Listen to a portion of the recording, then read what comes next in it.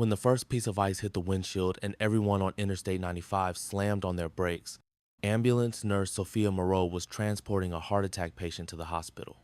When the road iced over and the chain reaction crash began, Sophia shouted to ambulance driver Lucas, "Be careful," but it was too late. The ambulance also skidded off to the side of the road and crashed into two cars. Lucas was unconscious, having hit his head. Sophia was injured but standing. Outside there were screams and sounds of metal. At least 6 vehicles were involved in the crash. Sophia immediately got out of the ambulance and was shocked by what she saw. She immediately grabbed her medical bag, because those ice sounds and crash sounds were not foreign to her.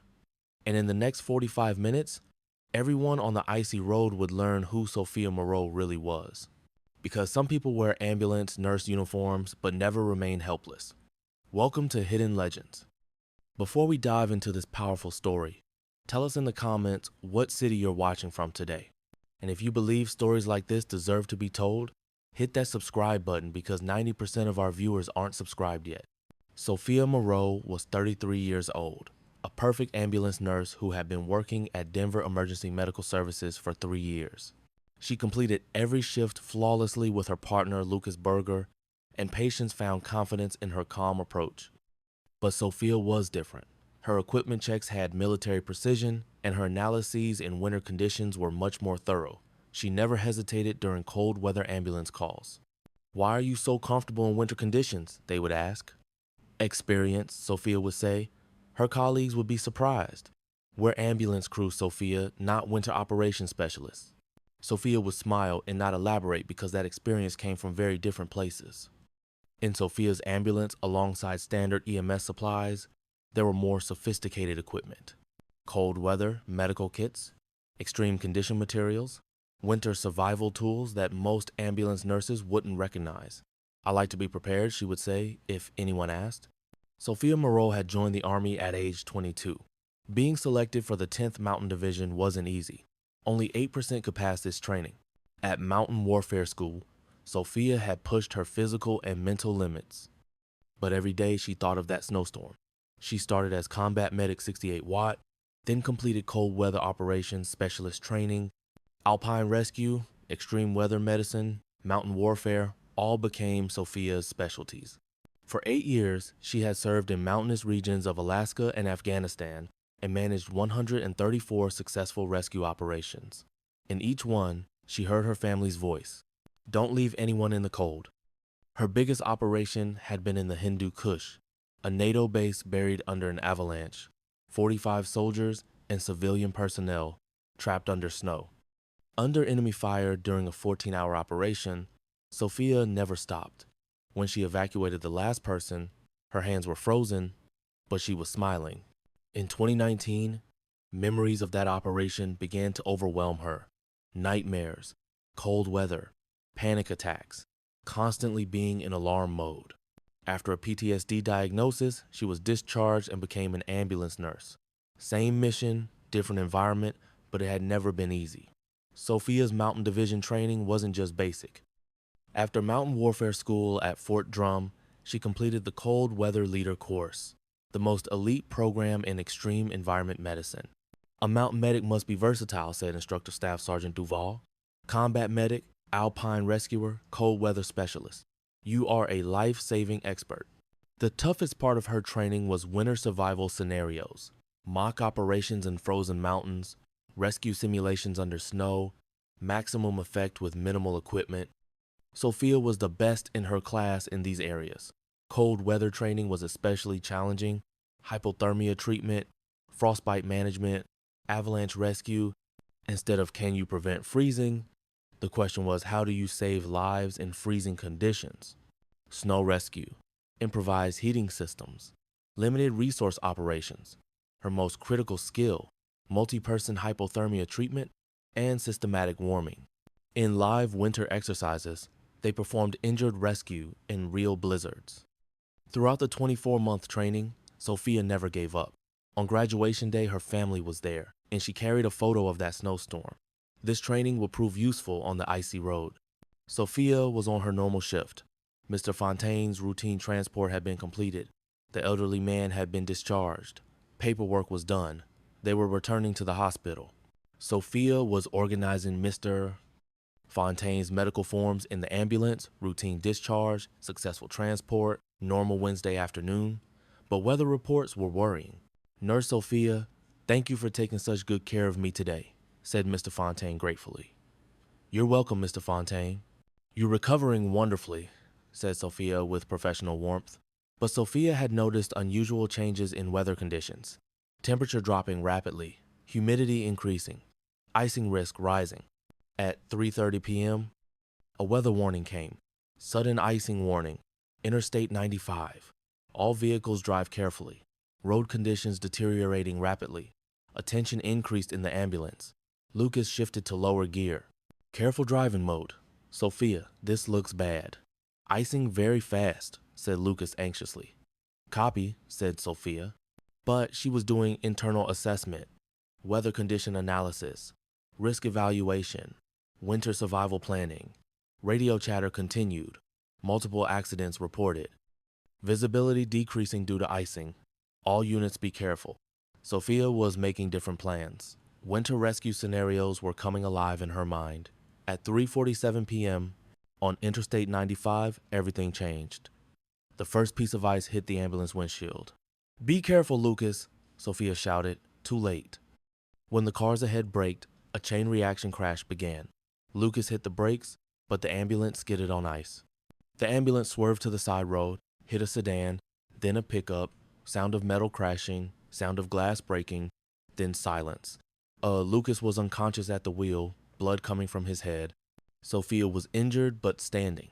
Her right shoulder hurt, but she could use it. There were screams outside. Help! I'm trapped. My child can't breathe. Is anyone there? Sophia immediately got out of the ambulance. She was shocked by what she saw. 6 vehicles tangled together, wreckage mixed with snow and ice. People trapped in their cars, shivering in the cold air. At least 12 people appeared injured. Sophia immediately grabbed her medical bag. 8 years of Mountain Division training was kicking in. When Sophia looked at the scene, military triage training kicked in. Who is most critical? Who can wait? In what order to intervene? Systematic movement on icy road. Stability technique learned from mountain warfare. Hey, I'm an ambulance nurse. I'll check everyone, she called out. First car, sedan, driver conscious but leg trapped, critical but no life threat. Second car, SUV, mother and 2 children, children crying.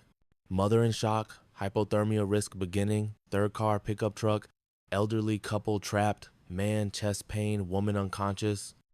Most critical situations first, Sophia murmured. Mountain medic priority system. The elderly couple was most critical. Children in SUV second. Sedan driver can wait. As Sophia approached the pickup, she took careful steps due to the icy ground. She used the icy surface movement techniques learned from mountain warfare training. The vehicle had rolled on its side, doors jammed, windows cracked but not broken. The engine block was pinning the elderly couple's legs. Sir, ma'am, can you hear me? I'm Sophia, an ambulance nurse. The elderly man answered with difficulty breathing. My wife? My wife is sleeping and I have chest pain. So cold. Sophia quickly assessed the situation. Man in his 72nd. Possible cardiac event, lips starting to turn blue. Woman unconscious. Hematoma on head. Both under hypothermia risk. Sir, stay calm. I'll get both of you out. First, I'll warm you up, said Sophia. The pickup store was completely jammed, hinges frozen with ice, but Sophia had special equipment in her bag. Multi-tool left over from mountain rescue kit and emergency heat packs. She analyzed the door hinge, identifying metal fatigue points. In cold weather, metal brittleness increases. She determined leverage points. She found the weakest point of the door hinge with the multi-tool. By applying controlled pressure, she first created small cracks, then full opening. After 8 minutes of careful work, the door opened. She immediately applied neck stabilization to the elderly woman. Cervical spine protection. She connected a portable cardiac monitor to the male patient. She brought all emergency blankets from the ambulance. Hypothermia prevention absolute priority, she said to herself. She activated emergency heat packs to protect the couple's body temperature. As Sophia ran to the SUV, she used tactical movement pattern on the icy ground using the controlled slide technique learned in mountain division training. She approached safely without losing speed. The SUV was on its side. Engine noise still continuing inside. Potential carbon monoxide risk. Inside, a young mother and 2 children aged 6 to 8 were visible.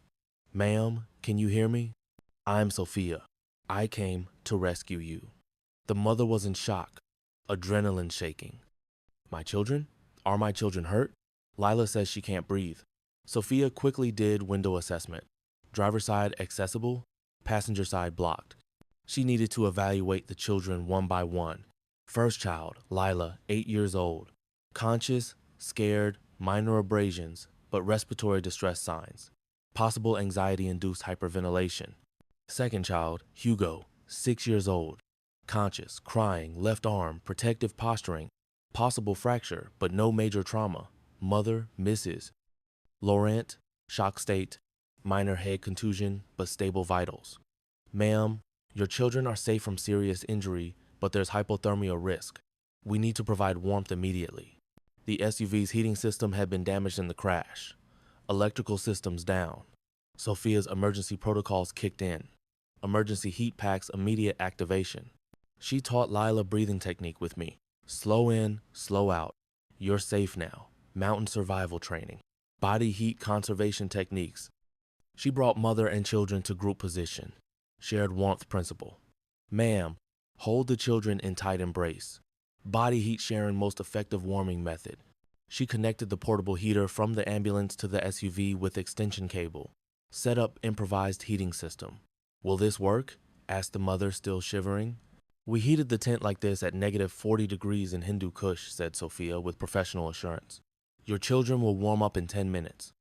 Sophia gave special attention to Lila child psychology from military training. "Lila, you're a very brave girl. This scary situation, but now we're in safe area." Sophia had to do urgent check on Lucas in the ambulance. Head trauma with vehicle impact carried serious complication risk. While returning to the ambulance, she did quick assessment of the driver in the sedan. Male in his 42nd. Leg entrapment but circulation intact. Pain level moderate. Vital signs stable. "Sir, emergency teams will be here in 10 minutes. Leg fracture possible but no vascular compromise. I'll check my partner and come back." "Understood, nurse. I'll wait patiently. You take care of your friend first." Sophia entered the ambulance cabin. Lucas, conscious but obvious concussion symptoms. Confusion, nausea, dizziness, memory gaps. "Lucas, what day is today?" Wednesday." "My head hurts so much." "What happened to us?" "Vehicular accident. You took head impact." "I'll do neurological assessment." Sophia began systematic neurological evaluation. Pupil response equal reactive. Glasgow Coma Scale 14 out of 15. Confusion component. Balance test. Significant impairment. "Lucas, you're not operational status. I'll take scene command. You'll stay in arrest mode in the ambulance." Lucas tried to protest. "Sophia, I can work. Team effort needed. Negative. Head, trauma, protocol. No operational duty. You're in patient status now." Sophia applied cold compress to Lucas. Cervical collar positioning. Set up vital signs monitoring. IV access established. Normal saline at keep open rate. "Lucas, you'll stay in recovery position. When emergency backup arrives, they'll evaluate you too." Sophia returned to the sedan. She checked trapped driver's condition deterioration. Pain increased, but still stable. Leg positioning optimal. Blood flow maintained. "Sir, how do you feel?" "A bit more pain, but I can handle it. You help other people." "Perfect attitude, sir. Few more minutes. Backup arrival." Sophia connected to emergency dispatch via radio. "Dispatch, this is Sophia Moreau. Ambulance 47. Interstate 95, mile marker 34. Multiple vehicle accident. 6 cars, 12 victims. Need immediate backup. Copy Sophia. ETA 15 minutes. Road conditions deteriorating." 15 minutes too long, Sophia thought. Mountain medic training, limited resources, multiple casualties, extreme conditions. Sophia began systematic care for all injured. Priority triage, hypothermia prevention, vital signs monitoring. She distributed all emergency blankets from the ambulance. set up portable heating units, activated emergency lighting. Weather conditions were getting worse. Snow began falling, wind increasing. Sophia's Mountain Division training kicked in, cold weather survival protocols. Everyone stay inside vehicles. Body heat conservation. She set up emergency shelter for the elderly couple. Made wind barrier with tarp from ambulance. Group warming technique for family and SUV. Shared body heat by wrapping mother and children together. How long will this last? Asked the sedan driver. Back up 10 minutes, says Sophia. We'll make it. 18 minutes later, the first fire truck arrived, followed by 2 ambulances. Fire Captain Rousseau looked at the scene and was surprised. Ma'am, this organization looks like professional disaster response. Sophia summarized the situation. 12 victims, 3 priority classifications, hypothermia prevention implemented, all vital stable. Are you an ambulance nurse? This level of coordination, Sophia hesitated. It was time to tell the truth she had hidden for 3 years. Military background, 10th Mountain Division, cold weather operations specialist, 8 years active duty. Captain Rousseau's expression changed. Mountain Division. That explains everything. At Denver General Hospital, 12 injured were under treatment. Sophia wanted to check each one. The elderly couple had survived the heart attack, but were stable. The family in the SUV was healthy thanks to hypothermia prevention. Other injured were also fine. Nurse Sophia said the little girl from the SUV, "Are you a real hero?" Sophia sat next to the child. "No, sweetheart. I just did my job. The real hero is you. You were very brave. When I grow up, I want to be like you," said the girl. "Then you have to work very hard. But first, get well." "Okay, doctor." Schmidt, the hospital emergency director, wanted to talk with Sophia. "Ma'am, without your intervention, we would have seen hypothermia complications. This is professional cold weather response level." "Thank you, doctor. I just used my training." "What training gives such skills?" "EMS training doesn't teach hypothermia management at this level." Sophia hesitated, then told the truth. 8 years, 10th Mountain Division, cold weather operations specialist, Dr. Schmidt was amazed. You're a real mountain warfare veteran." Sophia's story isn't just about heroism. It's about the evolution of service spirit, the peaceful application of warrior skills. From 10th Mountain Division to ambulance nursing, from cold weather operations to emergency response, from tactical response to healing touch, always serving. The Army taught fighting, emergency medicine taught healing. The community taught that both skills are valuable. Icy Road survivors say this when they see Sophia. Real warriors don't stop fighting. They find new battles worth fighting. Sophia's courage that day was the civilian application of 10th Mountain Division training. Military expertise applied in emergency response. I'm no longer a soldier, but the warrior spirit never ends. Service continues. Mission changes. So I ask you, do you know veterans quietly serving in your emergency response community? Hidden military background silently contributing to civilian emergency services?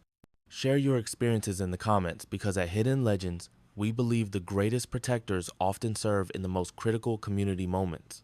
If this story moved you, share it, subscribe, and to help these important veteran stories continue. See you in the next legend. And remember, in the next winter emergency, ambulance call, rescue operation, you might encounter military backgrounds you're unaware of. Real heroes transform their forms of service, but life-saving commitment is eternal.